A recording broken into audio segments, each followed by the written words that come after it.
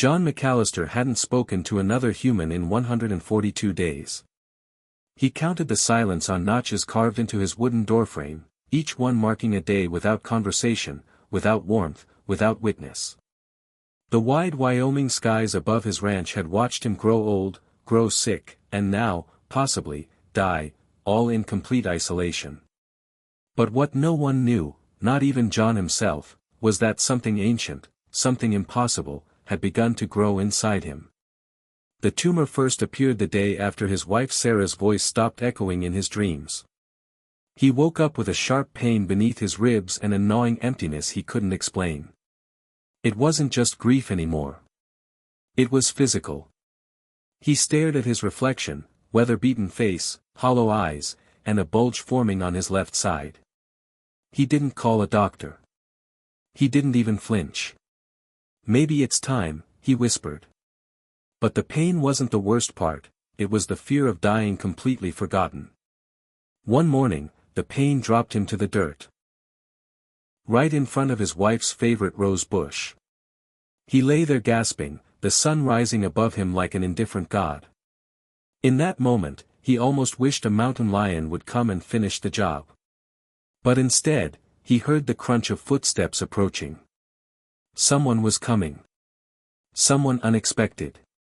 Emily had only taken the job because she needed a break from people who pretended to care. Burned by family, abandoned by a fiancé who left her at the altar, she'd signed up for the county's rural health outreach program to disappear for a while. When she saw John lying in the dirt, her first instinct wasn't panic, it was recognition.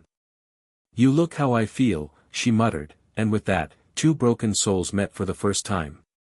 John didn't like her. And that's why he didn't tell her he was dying. He didn't want sympathy.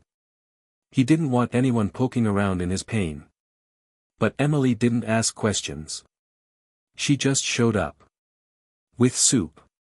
With stories. With silence when he needed it. And in that silence, something strange began to happen, his dreams returned. But this time, Sarah wasn't in them.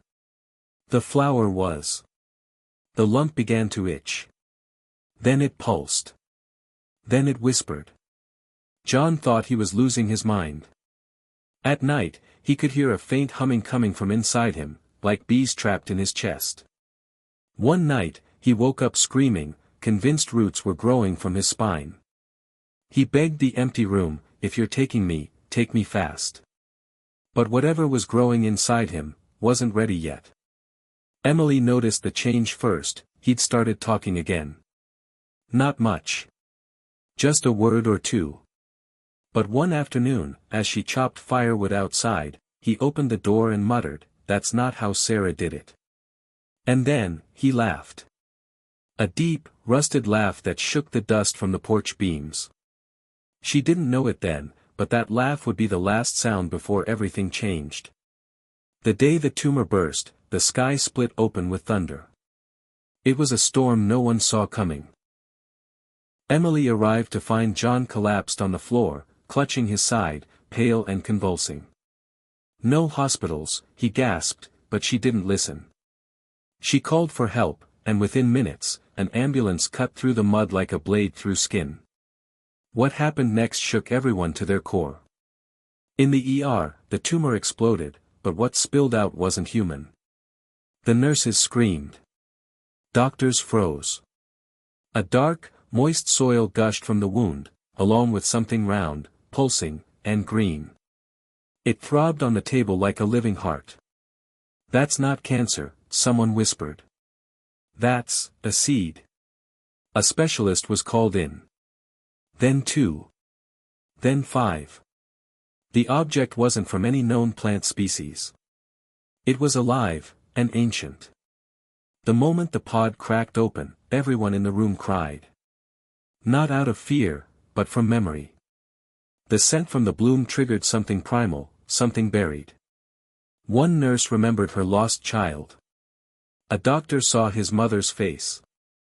Emily saw herself as a child, before the pain, before the betrayals. The flower had power.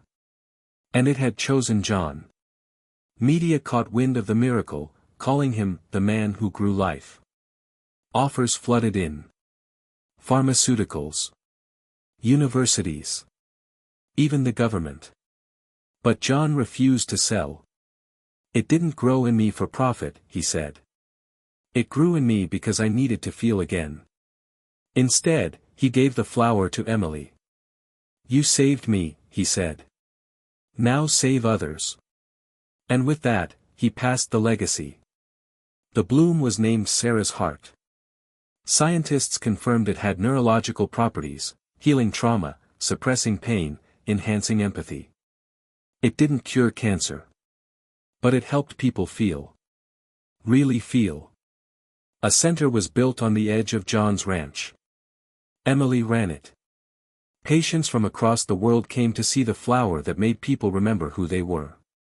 John lived longer than anyone expected. Long enough to watch people walk again. Laugh again. Love again. Children came to visit him. Drawn to his stories like bees to sugar. He told them about the tumor, the pain, the bloom. Sometimes, he'd say, what hurts you is only preparing to heal others. He even wrote a small book, How to Grow Hope in the Dark. One spring morning, John sat on the porch with Emily by his side. He held her hand and smiled. I don't feel the humming anymore, he said. She nodded. Maybe it was never a tumor, she whispered. Maybe it was just your soul, planting something for the world. He closed his eyes that night and didn't wake up. They buried him beneath the first Sarah's heart bloom. The stone above him read, Here lies the man who grew a miracle. But Emily knew the truth. The real miracle wasn't the flower, it was that a lonely, forgotten man had finally been seen, heard, and remembered. And in doing so, he healed a world much larger than his pain. And every year, on the day of the bloom's opening, people gather at the ranch. They bring stories. They bring tears. They bring hope. And as the flower unfurls its golden petals, releasing that hauntingly beautiful scent, someone always whispers what John once said. Even pain has roots. But if you let it grow, it might bloom into something the world never forgets.